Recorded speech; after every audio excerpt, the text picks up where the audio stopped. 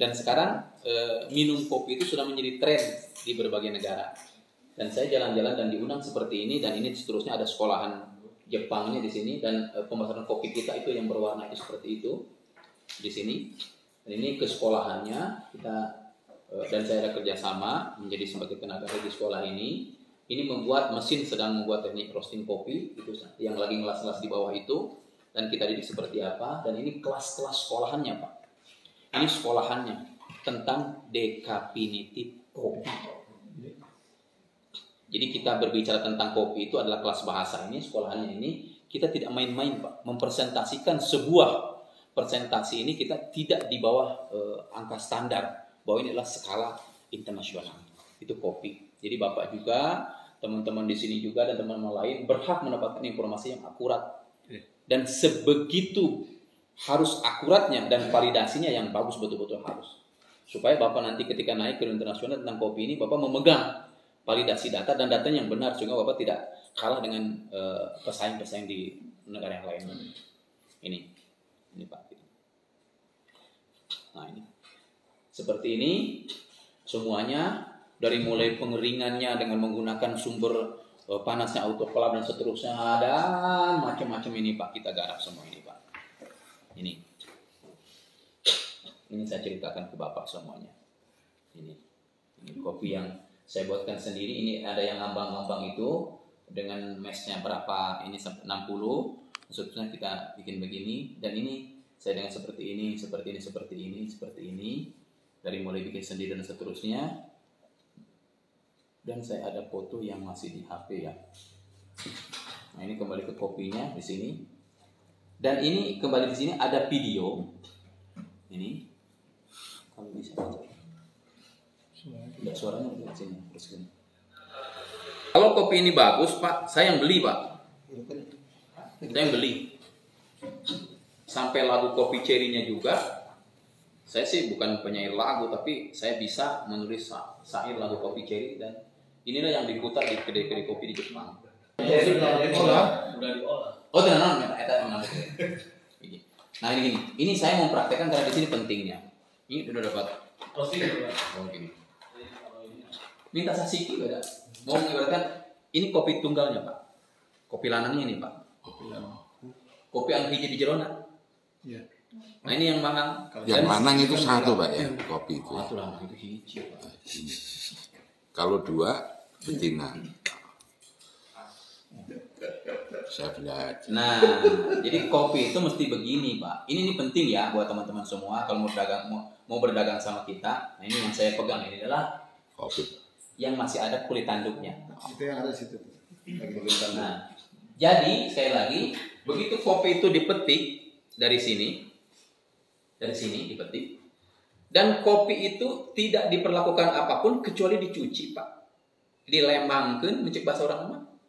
Dicuci supaya kotor-kotor lain dengan segala macam. Sudah itu tiriskan lagi, baru nanti dicemplungkan, direndam dengan formulasi kita. Nanti ngelotok sorangan. Jadi seperti kia jadi nanti Pak. Sesudah itu baru dikeringkan. Jadi kulit luar itu gampang. Ai urang mah digiling, dimasakan mah ditutuan.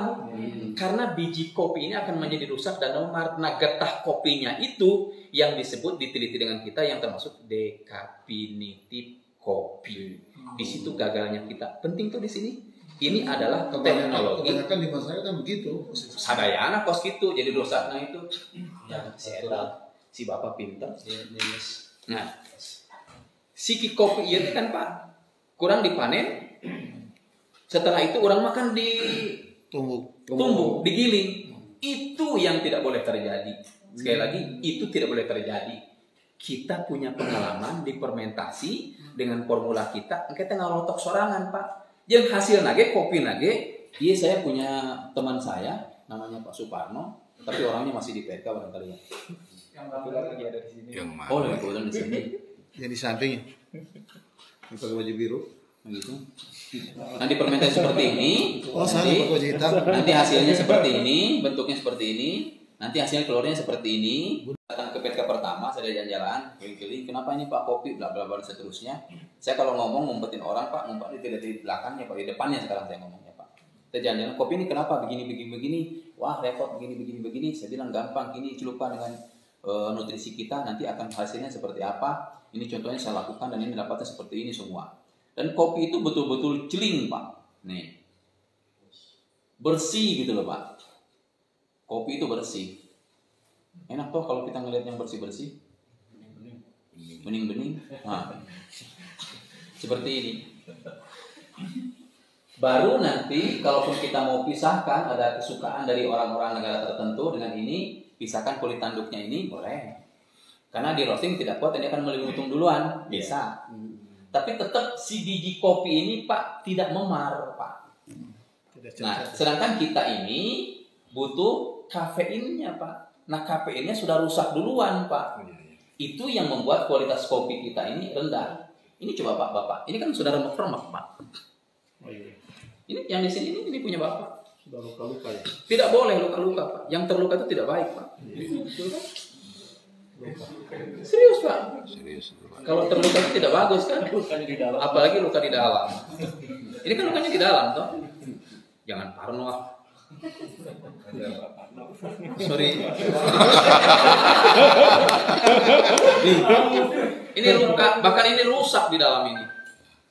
Jadi yang sudah tidak murni yang Tidak sterilisasi lagi, makanya saya tekankan kita harus bertaraf internasional dan harus go internasional, harus pindah. Ini adalah teknologi Pak. Tidak seperti kesan tadi bahwa teknologi itu yang ada di pikiran itu seperti apa, bukan. Teknologi itu adalah berpindah dari kebiasaan lama, kebersihan baru yang mempunyai nilai positif. Karena kita perpindahan itu adalah metodologinya, kita bisa berpindah kepada yang menjadi efisien. Kualitas meningkat, kuantitas meningkat, akhirnya hasil jual juga meningkat. End usernya juga merasakan hasil kopi itu karena pasca-pasca bagus, enak gitu dinikmati. Pak Parno mengatakan, wih Pak Deden, ternyata enak sekali ya wangi, bukan kata saya, dia yang duluan. Jadi penghargaan satu prestasi itu bukan kita yang mengatakan, biar orang yang berbicara gitu. Hasilnya di sana. Ini contoh seperti itu. Ini. Nah, cara nanti roasting dan selanjutnya itu nanti akan lebih ringan, terus kata lain yang akan diberikan beberapa. Ini Pak Parno kemarin mengatakan di SMK Temanggung ya, yang sudah kering begini tak? Ya. Yang sudah kering begini pun bisa dilakukan berapa Pak? 16% selama 1 minggu. Bukan kata saya Pak. Saya takut kalau saya mengatakan padahal saya tidak hafal Pak. Anda belum hafal. Bahkan tanggal berapa sih kita diundang ke Temanggung Pak saya? Tanggal. Ya pokoknya bulan depan gitu lah. Ya. Tanggal 11 ke Temanggung. Saya takut ada tanggalnya nanti diikuti yang lain-lain. Ini begitu Pak. Saya semangat sekali begitu Bapak tadi judulnya kopi, kita akan kopi Pak. Dan kopi Pak, kita akan bisa bikin ke makanan, bikin ke penetralisir bakteri mikroba. Dan kita juga harus sanggup yang terakhir bikin esen Pak, bikin sari kopi, minyak kopi, liquid kopi, pasta kopi dan seterusnya. Belum sampai. Di situ universitas menyampaikan bahwa pesan tentang kopi ini seperti itu. Tapi di sini harus punya kita tahapan Pak. SKMP ini sudah bagus, SKMP ini sudah benar, cuman arahnya kita harus semakin lurus, gitu ya. Kalau kemarin kita masih melakukannya ke yang tidak baik, mari kita sekarang mulai hari ini kita kembali ke jalan yang benar, Pak ya. Ini bukan kata saya Pak, kata Pak Parno, itu hasilnya. Ini hasilnya. Oh ini lapor fermentasi kopi, hasil fermentasi kopi setelah digiling hasilnya sangat memuaskan. Wah, sudah deh, saya takut dipuji-puji begini tuh, close deh, tutup deh. Begitu Pak ya. Ini. Dan kita ingat Pak, mana saya kopi hijau itu ada di sini lihat Pak. Bapak Ibu sekalian boleh klik di internet siapa yang jualan panen kopi anu hejo kene tapi sudah 80% dibikin seperti ini. Ini untuk pelangsing. masih hijau biji ya. Masih hijau bijinya. Dan kita buat seperti ini, cuma caranya dipermentasi seperti tadi supaya utuh warnanya gitu. Kalau warna teh Pak, bini seperti itu hijau. 15 siki begini digodok Pak kurang lebih 10 menit, diminum airnya untuk usus, untuk diet dan seterusnya. Saya buat. Oke Pak. Ini hijau kene. Canterang apa banyak? Itu di internet Pak, terhitung 700 ribuan per kilona kalau di begini kan. Murah banget. Murah Pak, 700 ribu mah tuh kecil. Kecil itu. Nah itu informasi seperti itu penting bagi kita semua bahwa itu hasilnya. Ya, kopi. Kemudian tentang pengolahan kopi ini lihat. Ini saya punya dengan orang Brazilnya. Ini kita bikin. Ini wine kopi Pak. Tuh. Kemudian ini juga roasting di permintaan di Bali saat itu. Ini juga saya orang Brazilnya langsung saya undang Pak. Ikunis kita di Provinsi Bali dengan teknologi dia yang saat itu begitu. Ini tahun 2011 Pak. Ya. Nah ini di tangan saya seperti ini. Habis dikeringkan itu. Nah ini bijinya seperti ini. Dan ini metode penggilingan sama seperti Bapak dulu. Cuman kita menggunakan molennya hanya pecah kulit. Bungkus yang luarnya gitu saja. Ini seperti ini Pak. Dan ini ada pesan moral nih. Tuh lihat Pak. Tangan saya waktu itu di kebun mencontohkan yang diambil itu hanya yang matang. Di sini kan masih gitu Bang. Nah, eta misalnya tadi dia makan paro saya kata enak. Pak ieu teh menunjukkan ini foto Pak membimbing kita pesan moral. Jadi yang diambil itu anu beureung nawe masak nawe, lamun masak nawe. Ayo. Jadi di sini jadi gado-gado jadi. Nah, gitu Pak. Akhirnya berdampak kepada kualitas saeutik. Gitu kan? Betul. Jadi rusak susu sebelah karena setitik nira. Nah, ini masalah. Begitu istilahnya. Yuk kita ngobrol tentang kopi. Nah ini yang dibuat menjadi green bean itu, ini bahan seperti ini. Seusia seperti inilah. Sematangnya sakolota seperti kia. Tanda-tanda utamanya di mana? Ketika salah satu sebagian ada yang memerah seperti ini. Dan ini pasti tidak baik kalau yang memerah di bagian sini Pak. Kopi itu merahnya di sini dulu Pak. Pasti di sini ini adalah kencet semua. Mari kita lihat, perhatikan ini. Ini foto bukan sembarang foto karena saya yang punya jadi nyaman nanti gitu tak. Nah ini, ini itu lihat ada yang bolongnya Pak. Nah yang pegang saya itu Pak. Dan ini ada yang suka menggerek biji bagian dalam ketika sedang ngecerotna sedang itu dikopong Pak. Makanya dia sok asak heula, matang duluan, tapi warnanya menguning dulu. Nguningnya lama, biasanya tidak sampai merah. Kalau di dalamnya masih ada biji kopinya sekian persennya, dia memerah. Yang disebut dengan terfermentasi dengan enzim karena luwak itu memakan berbagai varian yang membuat enzimnya itu formulasinya tinggi. Yang ada di Makassar, di Bali, kenapa enggak kopinya aja direndam dengan enzim? Kita kan bukan terkenalnya dengan tai luwak begini, kita dengan laboratorium Pak. Coba Bapak cek tai. Kita duduk di sini ya. Ya, cuma 770 meter DPR-nya. Salah itu. Kemudian kita berpikir kelembabannya juga. Mari kita lihat di sini. Tunggu. Berapa? 9,23. Iya, itu kelembabannya. Kemudian tingkat kecepatan angin dan posisi putarannya ada di berapa derajat, ini bisa dilihat. Supaya Bapak lihat. Yang garis 2 itu adalah arah utara, Pak. Berapa derajat situ? 67. Di sini bisa ditentukan kecepatannya seperti apa. Dan akan bisa ditentukan kadar dan kandungan di dalam kopi itu seperti apa. Kalau kita menginginkan dari tanaman tersebut, ketahuilah, kita juga harus tahu keinginan tanaman tersebut. Kita ingin tanaman itu buahnya lebat, tapi tanaman tersebut kekurangan unsur hara. Mana bisa dia memberikan? Kita harus bisa berbicara dengan tanaman dengan bahasa eksplisit ya, dalam tanda kutip. Kita harus mengerti dengan visi dan apa yang dengan tanaman. Tanaman ini memberikan fenomena kepada kita. Contohnya misalnya yang kita treatment ini di Bandung seperti ini. Kita mau, ternyata di budaya seperti ini di kopi akan mudah. Ini jadi Arabica. Kan berdecak tuh Pak. Melihat begini enak. Yang ini juga bagus. Ini lebih bagus. Baru SMK itu ada warnanya.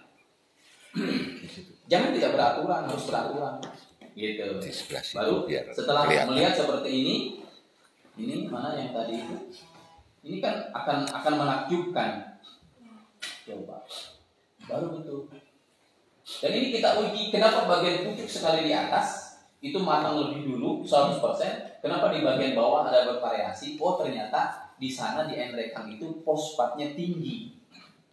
Di ujung penyerapan terakhir seperti halnya padi pasti konektivitas pasti asap tidulan. Karena penyerapan fosfatnya lebih tinggi. Makanya kita kasih unsur N di 12% di masa 1 treatment 1 tahun kita aplikasi 3 kali jadinya akan menjadi lebih bagus. Termasuk seperti ini hasilnya. Kan yang sekarang bergantian di atasnya yang paling mudah. Ini adalah uji Pak, uji efektivitas dari tanaman ini. Ini. Kenapa dengan ini berbeda? Nah, perhatikan. Ini yang paling atas ini kita bisa menerangkan gambarnya seperti ini.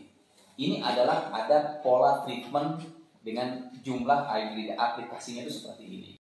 Dan jualan Pak kalau bisa jangan di sini-sini saja, kita jualannya keluar gitu. Ya, pelajar. Nah ini anaknya yang di Bandung itu tadi saya ujikan seperti itu. Nah ini anak ini terlatih dan terdidik hanya yang merahnya saja yang diambil nurut. Ini video ini ada pesan moralnya yang mau saya berikan kepada petani. Maknya udah keleti kayak gitu di tempat no asak nampur di anak air kolot ke daerah gugu diperintah no asak nate ayo di parong baru maksudnya tidak video ini dibuat seperti itu maksudnya sampai dia buktikan nih yang merahnya saja saya dan tidak saya instruksikan Pak, saya hanya bilang kamu ambil yang merahnya saja nanti tunjukkan sama saya video begitu saja. Saya uji ketaatan seorang manusia anak dengan orang yang dewasa jujur mana? Oh ternyata lebih jujur budak dibanding ulang ke sekolah kurang. Lain bapak ukur termasuk ini. Pak. Gitu Pak. Gitu dan seterusnya. Nah, ini juga ada misinya kenapa kita seperti ini. Walaupun ini tempatnya bagus Pak, menyuguhkan kopi di tempat seperti ini jauh lebih buruk Pak daripada tempat seperti ini Pak. Yang benar itu ini Pak. Kalau ini bahan kacanya seperti ini, Pak, ini akan jauh lebih bagus. Kalau ini bahannya diserunya di tempat seperti tempatnya, rasanya akan jauh. Kalau ditempatkan di tempat seperti ini dan seperti ini 20-30% hilang, Pak, kualitasnya. Ya, ada pengaruhnya. Dan ini bukan kaca, Pak.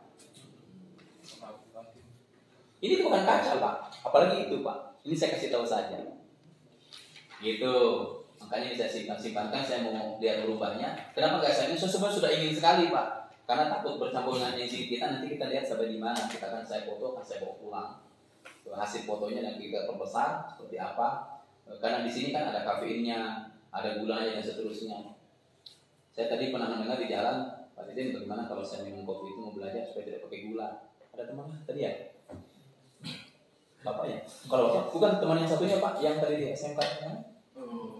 Oh, Pak Kunchoro. Pak Kunchoro, ya. Kalau saya masih tidak bisa katanya Pak, harus pakai gula terus. Sebetulnya maaf sekali ini, kalau ada orang masih minum kopi dengan gula Pak, bodohnya itu Pak masih terlalu bodoh. Iya, serius Pak. Ini penghinaan empiris Pak, bukan menghina orang tidak. Ini jangan diangkat ke penghinaan ke orang. Secara empiris seperti itu kan Pak. Ibarat orang makan Indomie sama nasi, itu kan orang bodoh kopi tahu. Ibaratnya begitu loh Pak. Orang ada di Sukabumi tidak ada Pak. Di Sukabumi tidak ada Pak. Hanya ada di Subang Jawa Barat Pak. Itu orang kemiskinan di sini tidak ada Pak. Bubur pakai nasi Pak. Pernah di sini menemukan yang ini? Karena di sini tuh makan bubur aja masih kurangnya tambah lontong. Sama orang minum kopi, ini kopi Pak diminum kalau dibuatnya dengan cara yang benar, ditreatment dengan cara yang benar, keluar manisnya, gitu, keluar manisnya, benar itu. Dan kita akan terbiasa Pak. Yang membuat kita biasa dengan kebiasaan itu adalah mindset. Iya, ingat Pak. Yang membuat kita biasa dengan kebiasaan kita itu adalah pola pikir. Dan kita tidak mengindahkan kebenaran. Ketika kita disuguhin kopi pahit, Pak, saya mah kebiasaan minum kopi pahit. Kan biasa masalah. Artinya kan kebiasaan parameter dan dasar hukumnya, Pak. Nah mulai sekarang selama seperti ini, masa tukang jualan kopi yang mempromosikan kopi, ngopinya masih pakai gula, salah. Habis hadinya. Yuk, kurang mulai yang benar gitu ya. Balik ke rasa kopi tidak ada dengan gula, apalagi gula apa dibikinnya karena ada merkuri ini Pak. Coba kita pabrik ke Cami, di Arasol, di Bone, atau di mana. Gula itu kan bentuknya seperti aspal hidung Pak. Untuk bisa menjadi serbuk gula putih itu apa? Merkuri Pak. Ini membuat marmer ini kan hitamnya bukan mani. Supaya jadi putih kan pakai merkuri Pak. Jadi apa bedanya kita makan merkuri dengan makan gula? Sama kayak beras. Kan gitu? Beras putih ya. Beras putih. Kalau gula merah. Kalau gula merah yang dulu. Gula merah ada 3 sumbernya. Gula merah yang dari aren, gula merah yang dari kelapa, gula merah yang dari sagu. Apa? Lontar. Nih, saya buktikan Cianjur yang tersinggung nih. Gula kelapa Cianjur nih videonya. Saya putarkan di Cianjur pembuatan gula. Gula. Iya, karena ini sudah dataran rendah begini. Kalau ada mah ya dicangkulnya dibuntuin saja. Di yang sekitar pohonnya ya. Berapa? Ya sekitar seputar kayu. Itu yang 1, 2. Ini 1, 2. Ini nih. 1, 2, 3, 4, 5, 6 itu lupa yang bagus. Ini Pak. Yang bagus pertumbuhannya. Nih. Yang bagus itu seimbang kopi itu Pak. Nih Pak, seimbang Pak. Yang mana Pak? Ini. Nah itu. Nah itu seimbang Pak. Terus itu ada. Ini? Ya, terus sana lagi Pak. Nah, yang bagus tanaman kopi itu kira-kira seperti ini. Seimbang. Iya. Seimbang dari bawah sampai ke atas. Ini termasuk bagus ya, Prof? Ya, itu Pak, betul Pak. Akan berbeda buahnya kayaknya dengan yang lebatnya ya. Iya, lebatnya juga Pak. Nah, yang itu bagus buahnya Pak. Dengan yang kecil itu Pak. Nanti berbuahnya. Nah, itu nanti akan bagus buahnya. Ini. Sebelah sana Pak. Nah, itu buahnya nanti akan bagus, rimbun.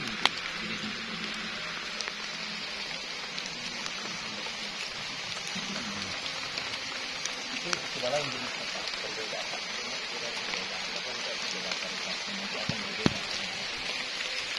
Sudah Pak, hujan Pak. Nah, ini hujan. Semangat. Ya. Kita lihat yang Ada sorry. Apa? Ini kebun kita, Bapak. Itu kalau di budidaya dengan nurseri atau pembibitan yang kurang langsung diawasi dengan teknologi pembibitan, itu akan berbeda. Dari tampaknya penampilannya sudah berbeda Pak. Coba bayangkan 1, 2 dengan yang itu sudah berbeda Pak. Ya. Sudah berbeda. Jadi ini sudah kelihatan itu. Yang itu berbeda. Ini saja dengan ini Pak tidak sama Pak. Jenisnya. Itu dengan yang itu. Ini 1, 2, 3 sama Pak. Iya. 1, 2, 3 sama, tapi dengan ini berbeda Pak. Ini yang ini berbeda. Dengan yang itu, dengan yang jarang yang tinggi itu sudah berbeda Pak. Itu. Apalagi dengan yang kecil yang di tengah-tengah itu sudah sangat lain sekali. Sudah lain. Ya, yang itu yang di depan Bapak itu, yang itu Pak, dengan yang besar itu sama Pak. Satu jenis. Dengan itu sama juga Pak. Ini 1, 2, 3, 1, 2, 3, 4, 5 ini sama. Varietas yang bagus ini. Kualitas yang bagus. Cuman dia buahnya dompolnya besar, cuman bijinya dia merata. Tapi kalau yang itu Pak, 1, 2, 3, yang keempat itu Pak, dengan yang kelima sebelah sana, itu dompolnya kecil tapi bijinya besar-besar. Ingat-ingat kata-kata saya Pak. Itu dia kan main ambil saja, tidak diseleksi satu-satu bijinya. Ini yang sebelah situ Pak, berbeda dengan yang tunas itu Pak. Ini dengan yang itu tadi tuh Pak, hampir sama tuh yang 1, 2, 3, 4 yang keempat. Dikasih tambah kali. Namanya ya? Iya, 1, 2, 3, 4. Tadi yang 5 itu tadi Pak, 1, 2, 3, 4, 5. Sama dengan ini. Yang ketiga. Sini ya? Masih tinggi. Komentarin Prof. Iya. Ini yang benar Pak. Model penggilingan itu seperti ini benar. Ini cuma terlalu jarang ininya Pak. Ininya terlalu jarang. Jaringnya kalau. Iya. Jaringnya terlalu jarang. Ada yang lebih ini lagi sedikit. Yang lebih tipis lagi. Ya, Pak. Ada yang lebih tipis lagi. Kelihatannya juga. Ya. Nah ini itu Pak, yang diperiksa di sana itu, ini tuh tidak boleh rusak. Nah ini kan langsung rusak. Tidak boleh rusak Pak. Harus utuh.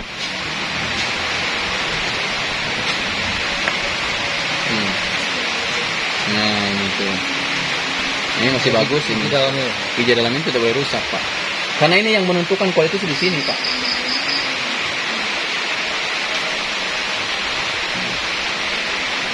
Ini rusak Prof. Enggak. Bagus ini. Bagus. Kan kebanyakan yang sudah pecah dan seterusnya di sini. Untuk pembanding yang rusak. Iya. Dan ini kadar airnya yang masih yang putih ini sudah mengering. Nah ini yang hijau ini yang masih basah. Ada yang rusak nggak Prof? Buat pembanding. Nah ini kan sudah rusak yang ini. Oke. Ini masih bagus utuh. Itu rusaknya dari mana, Prof? Karena waktu digiling, waktu di pelupas kulitnya itu. Oh, enggak, yang secara visual yang ini yang mana? Nah ini kan rusaknya di sini. Ini kan sudah pecah. Oh. Nah ini kan sudah pecah. Jadi indikator rusak itu tidak mesti pecah, Prof ya? Pecah terutama, Pak. Oh, terutama pecah. Pecah, gepeng, pokoknya rusak, tidak utuh. Ini kan utuh. Ini kan utuh. Ini kan utuh, tidak rusak. Ini utuh. Kalau ini kan pecah. Nah, ini yang pecah. Ini pecah. Ini kan utuh. Oh. Dan kopi ini sebetulnya kan daun, Pak. Daun yang generatif. Sehingga dia begini. Ini dia begini. Nah, ini pada saat ini diurai lagi, misalnya dengan dilemaskan, dia akan melebar seperti itu. Dan ini yang rusak. Ini jenis yang rusak. Begitu. Nah, dijaga itu kopi itu agar utuh kopinya, sebagaimana kopinya itu. Nah, sebentar, Rob, saya harus ini. Walaupun pada akhirnya ini nanti kopi kan dihancurkan pada saat kita minum ya. Iya. Ya. Itu tadi yang rusak dengan yang tidak rusak. Pada saat dibuat kopi yang siap saji apa, Prof? Ya. Begini. Kalau pada saat kopi ini tidak rusak, maka ketika roasting dia akan utuh, Pak. Akan utuh kekeringannya dan dia akan merata. Tetapi kalau bagian yang rusak ini, Pak, misalnya ada yang pecah ini, dan ketika kita roasting itu akan terjadi berbeda. Pada saat utuhnya kopi digiling ini, dia kan sudah mengeluarkan getah dari kerusakan ininya. Beda dengan getahnya, kemudian tanaman kopinya yang masih utuh begini, dia masih tersimpan di situ gitu keutuhannya. Beda dengan yang rusak, Pak, karena dia sudah memar. Sehingga ini luka-lukanya ini, rusak-rusaknya ini ketika di roasting, maka di passing ujungnya itu akan mengering yang berbeda. Akan ada yang berbeda, dan ketika di roasting itu juga akan dapat pengeringan yang berbeda, Pak. Kalau dilihat dibandingkan Prof, yang sudah pecah seperti apa yang ditangkap dengan yang itu, bagaimana dilihat dari tingkat rasanya? Rasanya tentu saja ini tidak akan mendapatkan rasa kopi, dia hanya akan merasakan cenderung rasa pahit seperti hanya arang gitu saja. Iya, menciptakan rasa pahitnya saja. Tapi kalau ini adalah kafeinnya kita akan dapat, busanya juga kita akan timbul ketika diseduh dengan menggunakan penyeduh kopi yang seperti di TNK itu. Dan akan keluar, dia akan berbusa. Kalau ini nanti keluarnya hanya air yang berwarna coklat saja, yang berwarna hitam saja. Dan rasanya pahit, memang pahit seperti hanya mutung.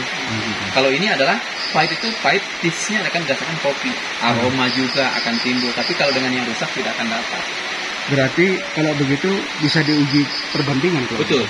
Nanti kita bisa dibuktikan di sini, cari kopi yang rusak-rusak ini pada roasting itu nanti kita akan dapat. Nanti akan dapat rasanya, aromanya, tampilannya, stylenya nanti begitu diseduh itu nanti tidak akan mendapatkan keluar busanya itu. Kan suka ada busa yang seperti saya beritahukan begitu. Ini pentingnya di sini. Untuk menciptakan rasa. Karena tipsnya di situ dapatnya. Biasanya bahkan di Amerika itu diciptakan krimnya itu, timbul creamernya itu ada semikal. Kita dibuat supaya dapat timbul krim. Nah kalau dengan punya kita itu krimnya itu timbul alami dari kopi itu sendiri. Ada creamernya, bentuk creamernya. Jadi alat-alat Pak yang seperti ini. Nah ini nanti begitu kita uji lab, ini akan berpengaruh. Kebanyakan alat-alat bantuan. Ya. Ini kita pesan apa ya datang apa gitu. Oh iya. Berarti banyak ya, Prof, yang akan menjadi bahan ajar ya. Iya. Oke, ini dibandingkan dengan ini seperti apa? Ya, ya.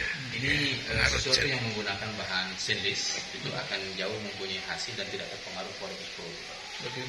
Kalau untuk dikonsumsi langsung itu tidak masalah dan tidak begitu berpengaruh terhadap kualitas. Tapi ketika kita masuk ke dalam tahap uji di pengujian, dan di tahap pengujian itu akan berpengaruh terhadap ingredient atau kandungan di kopi tersebut.